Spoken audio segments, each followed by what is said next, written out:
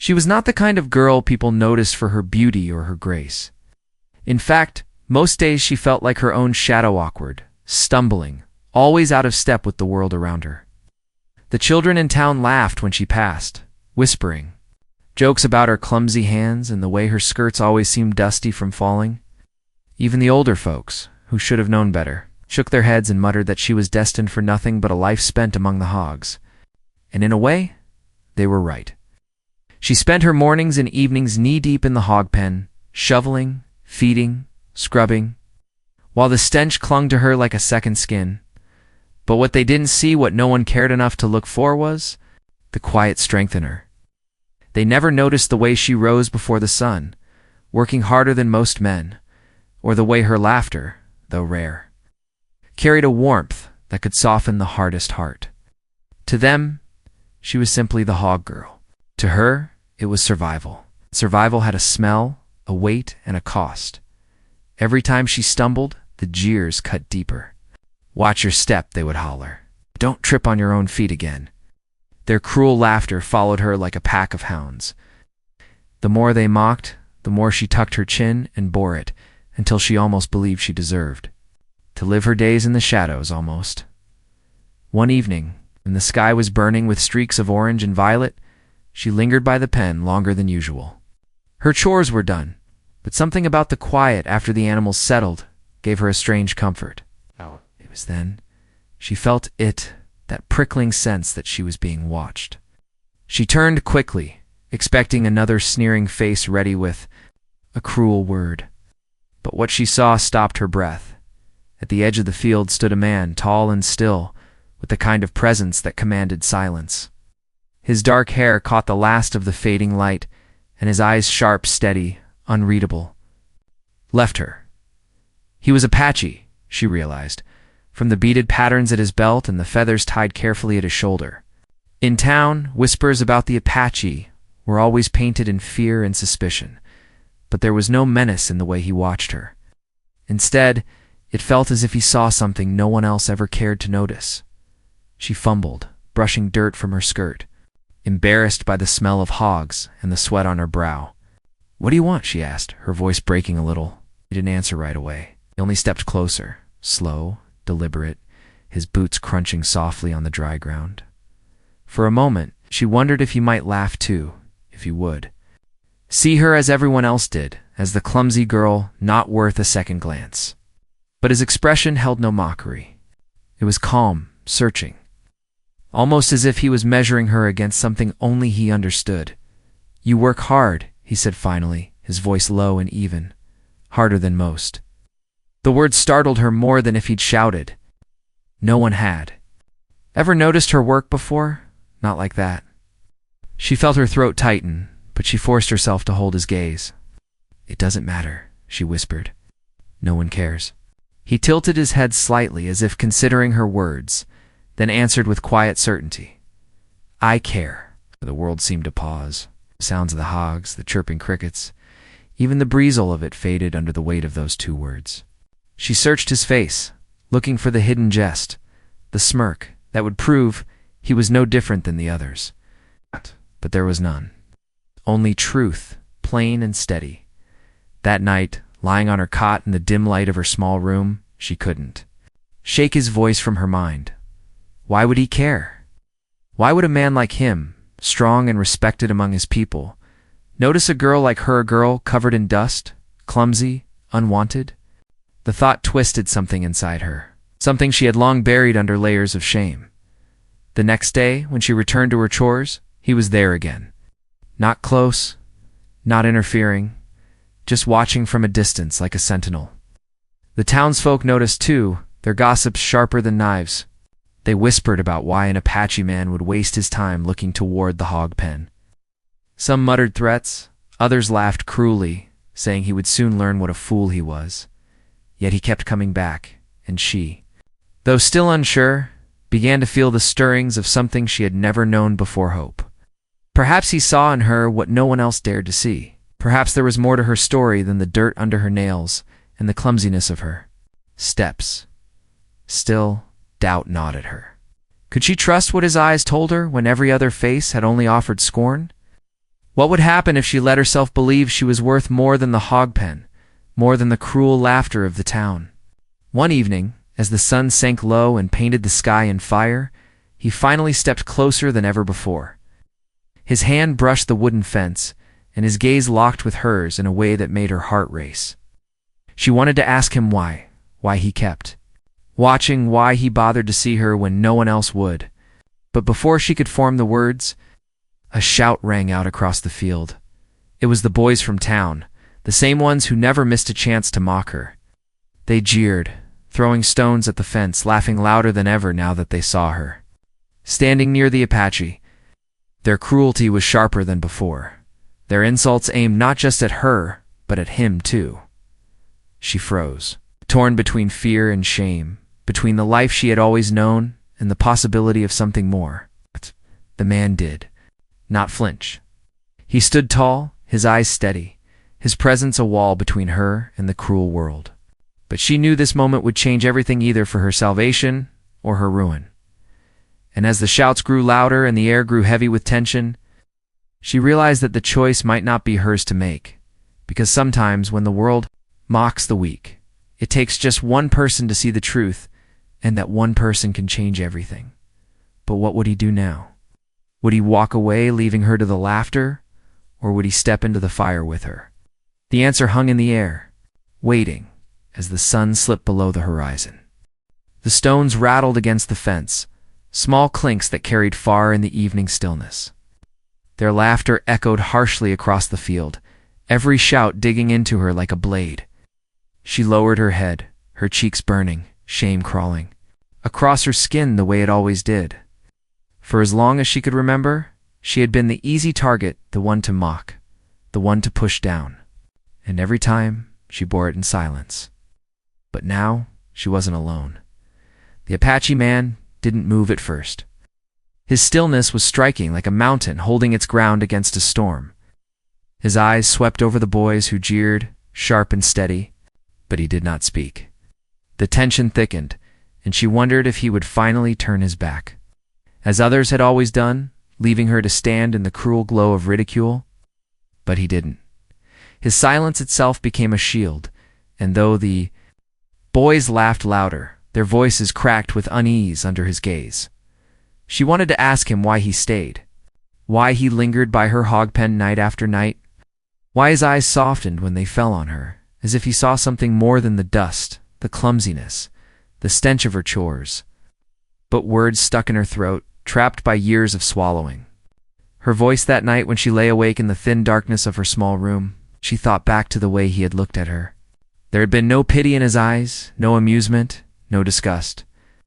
Only a kind of recognition, as though he knew something of loneliness, something of being pushed to the edges of belonging. It stirred something deep within her, something she had long buried under the weight of shame. The next morning, she moved through her chores more carefully than usual, her heart restless. The hogs grunted and shoved one another at the trough. The mud squelched under her boots, and the smell was as strong as ever. But she noticed herself glancing off into the tree line, searching for the tall figure who had begun to haunt her thoughts. And sure enough, as the sun climbed higher, she spotted him watching from a distance. Still impatient, the townsfolk noticed too. By midday, the whispers had spread faster than wildfire.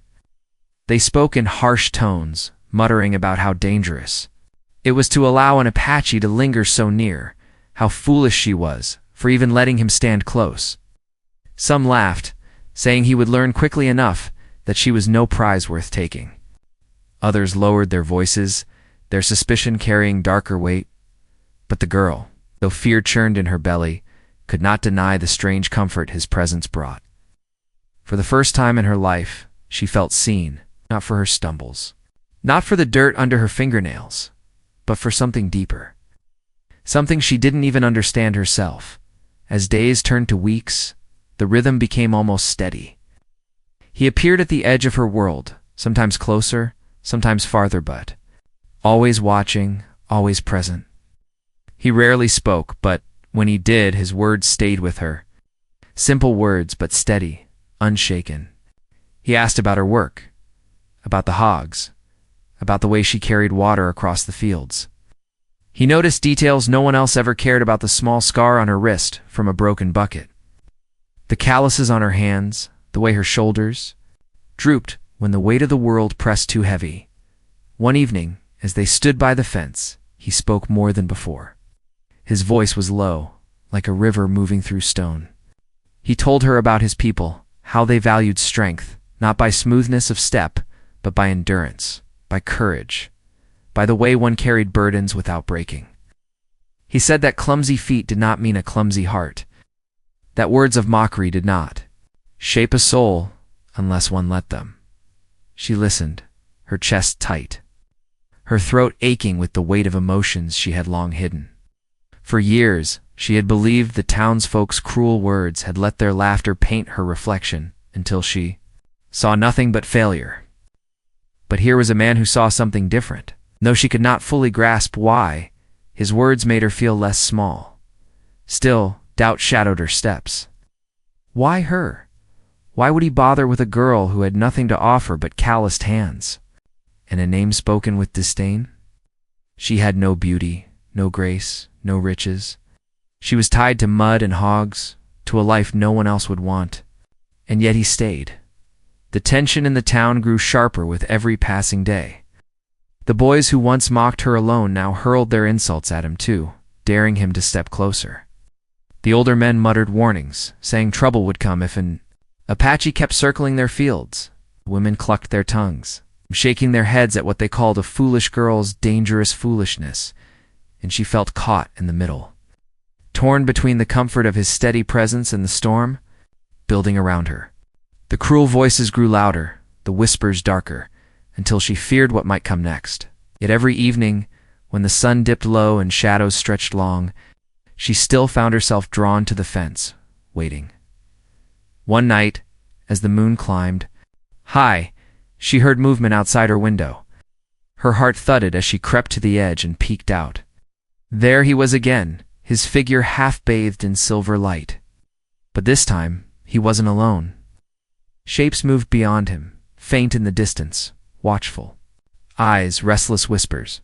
She realized then that his presence had not gone unnoticed among his own people either. She lay back on her cot, her thoughts spinning faster than she could hold them. What did it mean? Why was he here, night after night? What did his people think? What did the townsfolk plan? What future could possibly grow from the fragile thread stretched between them? The air in her chest felt tight, as though the whole world had drawn in its breath, waiting for what would come. She wanted to believe in the truth of his eyes, in the steadiness of his words. But she also knew how quickly the world could turn cruel. And so she waited, caught between the life she had always known and the one she could barely imagine. Never certain which path would open before her, but deep inside, where her doubts and fears wrestled with a new, trembling hope, she knew one thing with unshakable clarity: whatever came next, life would never again be as small as the hog pen. Still, the question remained, looming heavy in the air. What would happen when his steady gaze finally collided with the storm that surrounded them both? The answer, she knew, was coming, and it would change everything. The days that followed felt heavier, like the air itself carried the weight of something about to break. She noticed the shift in the town more clearly now. Every whisper seemed sharper, every glance lingered longer.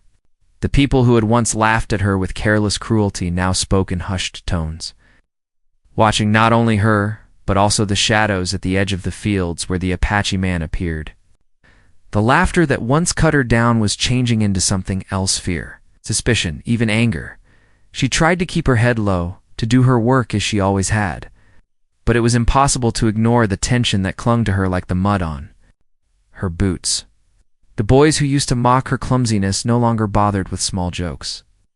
Now their insults carried a different edge, full of threats, daring her to keep drawing the Apache's attention. "You think he's here for you?" one of them spat one evening when she crossed the main road. "You'll see what happens when outsiders think they can take what's ours." The words burned into her, and though she didn't answer, she felt her stomach twist in knots at night. She thought about him more than she dared admit. His presence by the hog pen, His quiet words, the way his eyes held no judgment all of it, felt like a lifeline in a world that had always dismissed her. But the more he came, the more dangerous it became for both of them. One evening, he finally broke the silence that had stretched between them for days. "They grow restless," he said, his gaze fixed on the town in the distance. She swallowed hard, her hands trembling on the wooden fence. "Do you mean them?" she asked softly. "Or your people?" His eyes shifted back to hers, unreadable. "In the fading light?" "Both," he said simply. The word struck her like a bell, going in the pit of her stomach. The idea that his own people might be watching unsettled her even more than the gossip of the townsfolk. What did they think of him spending time near her, a girl who could barely keep her footing, who smelled of hogs and dust? She imagined their disapproval, their questions, the same kind of judgment she had known all her life, only now doubled. And yet he still came. As the weeks dragged on, smaller conflicts began to flare. A bucket she left by the well was overturned and smashed. Feed for the hogs went missing, though no animals had gotten near it. Whispers followed her steps everywhere, and when she passed by the bakery, she caught sight of two women shaking there, heads muttering about that foolish girl and her mess. The hostility was no longer hidden, it was creeping into every corner of her life. At the same time, she began to notice strange signs near the fields, footprints in the dirt that weren't his, broken twigs in places where no townsfolk ever wandered, a faint trace of smoke from a small fire not far from her pen. She realized then that she was no longer being watched only by him. Others had taken notice. The quiet comfort she had once felt under his gaze was tangled now with unease. One evening, as they stood near the fence, she asked the question that had been eating at her. "Why do you keep coming back?" Voice cracked, but she pushed through the words. "You must know what they say. You must know the trouble this brings." For a moment he didn't answer, his jaw set, his gaze on the horizon. Then, slowly he turned to her. "I see worth where others do not," he said. "I see strength in what you endure." The words made her chest ache, filling her with both hope and dread. But as much as she wanted to believe him, doubt lingered. Could he truly mean it? Or was she clinging to something that could crumble the moment the storm broke? The conflict deepened in ways she could not control. The boys who once laughed at her now spoke openly about driving him off. So the older men began to gather at night, their conversations low and tense, their glances toward her filled with something darker than scorn. The women whispered about curses, about danger, about the ruin that would surely follow if this continued. Meanwhile, he spoke little of his own people, but she sensed their presence all the same. Once, when the wind shifted, she thought she heard voices in the distance carried across the fields like echoes. Another time she glimpsed a figure disappearing into the tree line, moving with the quiet grace of someone who belonged to the land itself. She realized then that she was caught between two worlds, both watching, both waiting, both ready to decide her fate. Her nights grew restless, filled with dreams that blurred into nightmares. In some, she stood alone in the hog pen while the townsfolk laughed, their voices cruel as ever, but when she turned to find him, he was gone. In others, she saw him standing tall and defiant. But behind him loomed shadowy figures, their eyes burning with disapproval. She would wake with her heart pounding, unsure which dream was worse, the fear of losing him, or the fear of what might come if he stayed. Still, she could not deny the way her life had changed since he first appeared. For the first time, she felt a spark of something more than survival. She found herself standing a little straighter, meeting the eyes of those who mocked her with more quiet defiance. When she worked in the hog pen, the weight of the chores felt lighter, as though his words had woven some unseen strength into her tired bones. And yet every moment of hope was shadowed by the knowledge that it could all come crashing down. One late afternoon, as the sun dipped low and the air carried the sharp chill of approaching night, he spoke words that unsettled her even more. "There will be a choice," he said, his tone steady but heavy. "A choice that will not only shape your path but mine as well." She stared at him, her chest tight, her voice barely a whisper. "What kind of choice?" His eyes held hers for a long, piercing moment before he finally spoke. "One between fear and truth. The words stayed with her long after he left, turning over and over in her mind. What did he mean? What truth could she hold to that would be stronger than the fear pressing in from every side? And how could she, a girl mocked for her clumsy steps, carry a choice heavy enough to change not just her life, but his as well? As the tension deepened, subplots began to unfold around her. She noticed one of the younger boys, who often mocked her, seemed less certain than the rest, his laughter forced, his eyes flicking nervously whenever the others jeered. Was it possible that not everyone truly believed the cruelty they poured on her? And in town she overheard two women arguing quietly, one insisting that the Apache man's presence was a danger, the other suggesting that perhaps he meant no harm at all. Small cracks in the wall of scorn, hints of doubt among those who had always judged her. Still, the storm was gathering, and she felt it pressing closer each day. The broken buckets, the missing feed, the lingering eyes at the edge of the field. Every sin pointed to a conflict that was no longer just whispers and jeers. Something was coming, and it would demand more of her than she had ever given before, and so she waited, caught in the tightening grip of a world that seemed to be watching her from every angle. The hog pen, once her prison, had become the center of a conflict far greater than she understood. The man who saw her worth stood steady at her side, but she knew even his strength might not be enough when the storm finally broke. The question that haunted her most was not whether he would stay, nor whether the town would turn against her, nor even what his people might demand. It was whether she herself was strong enough to face the truth when it came, whether her clumsy steps could carry her into a future built not on survival, but on something greater. But for now, the answer remained just out of reach, hidden in the shadows where both danger and hope waited to be revealed. The whispers had turned to warnings. The warnings had sharpened into threats. She could feel the change in the air every time she stepped into town, every time she carried her bucket of water or walked past the bakery with her head down. The laughter that once mocked her clumsiness had been replaced with something heavier, something edged with danger. And always, always, she could feel his eyes on her from the distance, steady and watchful. A reminder that she was no longer unseen, but being seen came with a cost. One night, as she scrubbed the troughs in the hog pen, she heard the crunch of boots on the dirt road. A group of men gathered at the far end of the fence, their faces hidden in shadow. They didn't speak at first, only watched her, the silence thick with unspoken judgment. Finally, one of them spat into the dust and said, "You've brought trouble to this town, trouble we won't carry for you." She froze, her hands tight around the scrub brush, but she said nothing.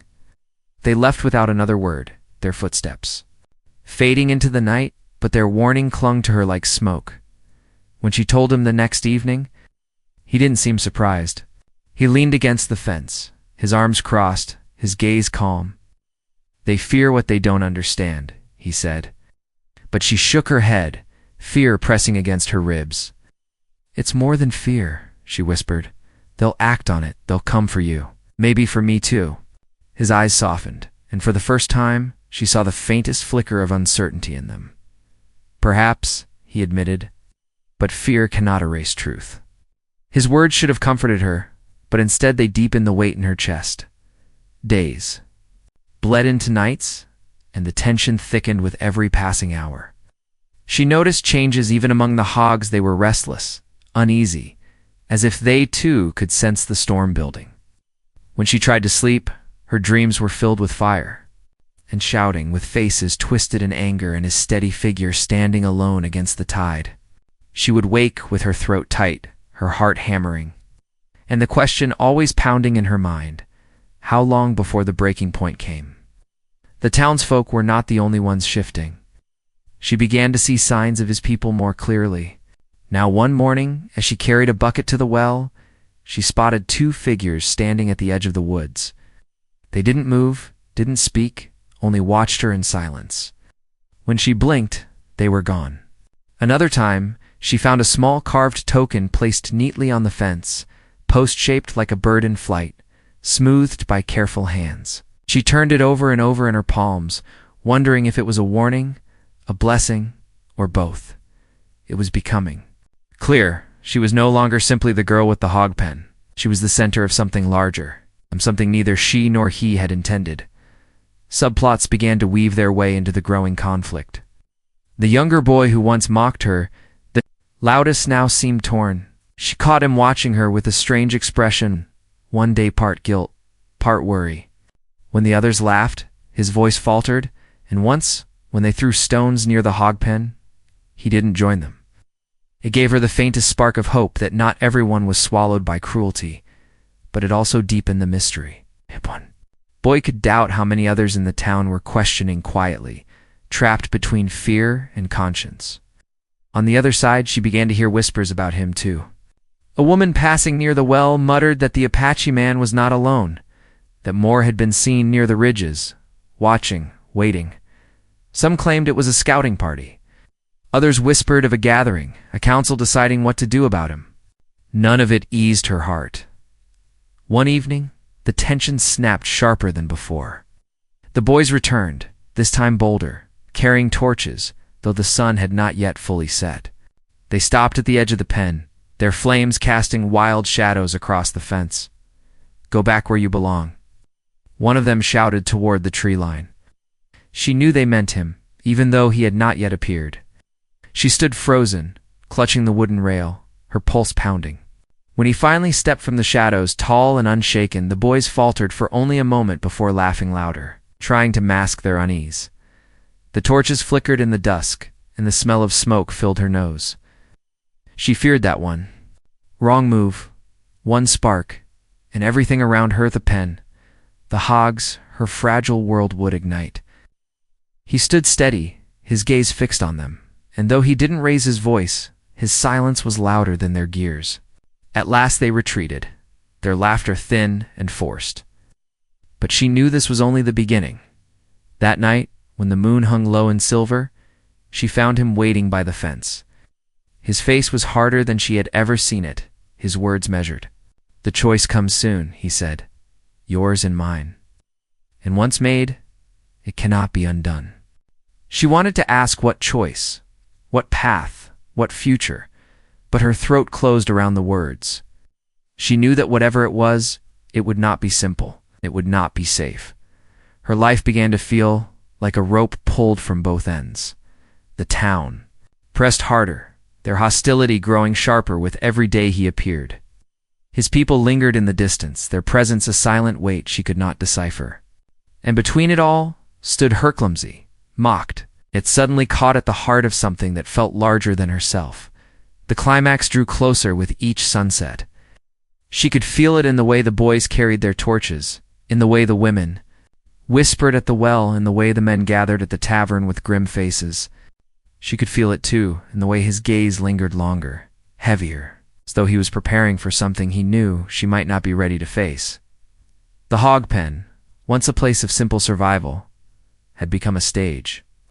Every evening, when the sun dipped low, the fence between them became more than wood, and nails it became a line between fear and truth. Between two worlds that could not ignore each other much longer, and though she still stumbled, still fumbled with her steps, she felt something inside her shifting. She was no longer invisible. She was no longer just the clumsy girl with dirt on her skirts. She was someone who mattered, if only because the storm gathering around her demanded it.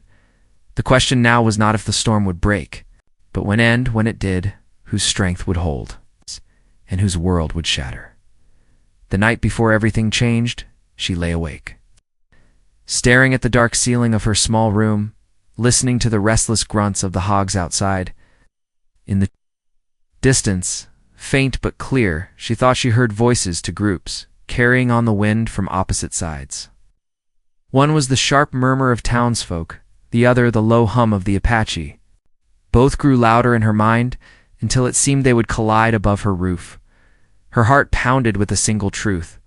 When the two sides finally clashed, she would be at the center, and she did not know if she was strong enough to stand.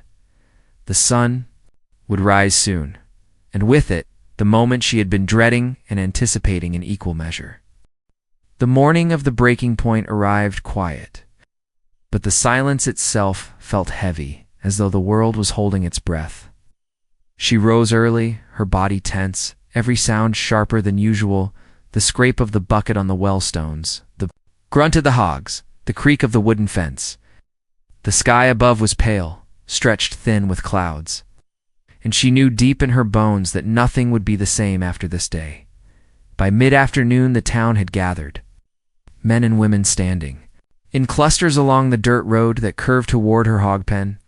The boys who had once laughed at her the loudest now carried stones in their pockets, their faces set with nervous bravado. The older men looked grim, their jaws tight, their hands clenched. Even the women who had muttered behind her back now stood in the open, their eyes hard, their whispers replaced by a brittle silence. From the other side came his people. They appeared from the trees, one by one, their presence quiet but unshaken. They didn't rush or shout. They simply stood with him, tall and steady, their eyes fixed on the crowd across the field. The sight made her heart twist. Two worlds that had circled each other for so long were now face to face. And she stood in the middle, with nowhere to hide. He stepped forward first. His voice was calm, low but clear enough to carry across the distance. "We come not to take, but to stand." He said, "We come not with fire, but with truth." His words carried a weight that stilled even the boys who gripped their stones tighter. But the men of the town were not so easily moved. One of them spat into the dirt and barked back, "Your kind has no place here. We won't let you snare one of ours, not even her." The words cut her deeper than any insult she had ever endured. Not even her. As though she were an object, a burden, something to be tossed aside without worth. For a moment, shame threatened to drag her down. Again, the same way it had for years. But then she saw him glance at hers, just one steady look. Filled with quiet strength, and she felt something shift inside her. She stepped forward, her hands trembling but her back straight. Her voice cracked, but she forced the words out anyway. "I am not yours to give or to take," she said. The crowd stirred, some gasping, others muttering, but she did not stop. "I have lived in your shadow all my life, mocked and pushed aside. But I am not less because I stumble. I am not less because my hands are rough or my work smells of mud. I am worth more than your laughter. And if he sees that, if he chooses to stand with me, then it is not for you to decide." The silence that followed was sharp, hanging heavy in the air. For once, no one laughed. No one jeered. Even the boys, with stones, lowered their hands, unsure. Her words had broken something open. The crowd struggled to gather itself again. One of the older women, who had always muttered the harshest, stepped forward. Her eyes narrowed, but her voice trembled with something almost like doubt. What of his people? What of the danger they bring? The question hung in the air, sharp as a blade. He answered this time, his gaze steady on the crowd. "Danger does not come from standing together.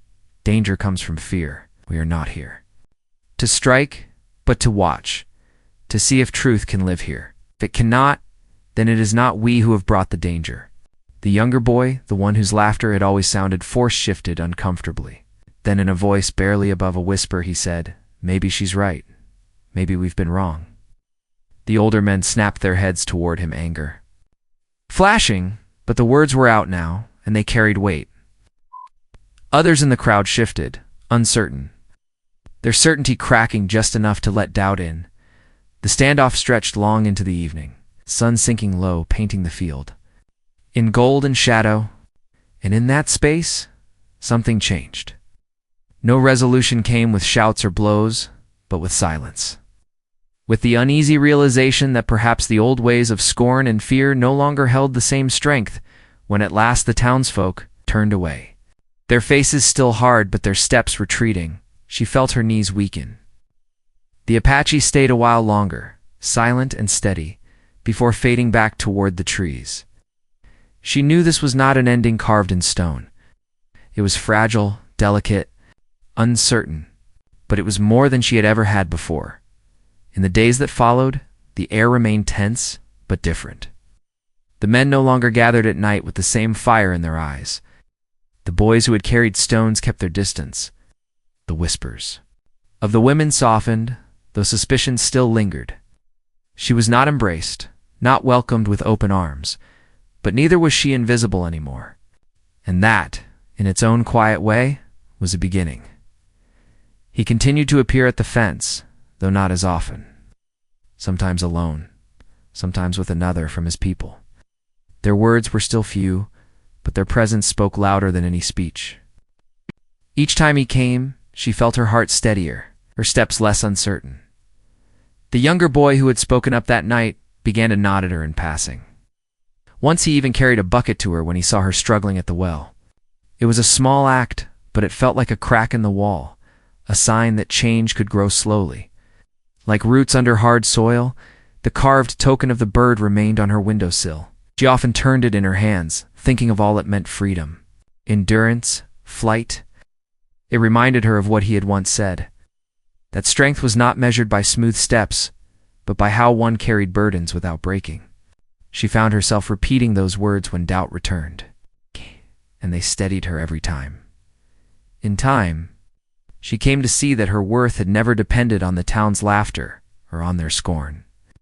It had never been defined by the mud on her boots or the clumsiness of her hands. It had been there all along, waiting for her to see it herself. He had only been the mirror that showed it back to her. The story of the clumsy girl with the hog pen became something different. No longer just a tale of ridicule, but of endurance, of quiet strength, of a truth found in the most unlikely place. And though the road ahead remained uncertain, she knew one thing with clarity: she would never again let others decide her worth.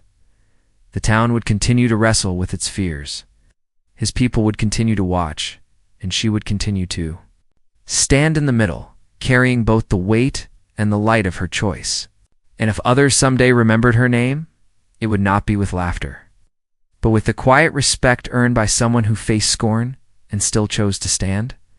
In the end, her story was not about being claimed by one side or the other, but about finding her own voice, her own strength, her own truth, and that was enough.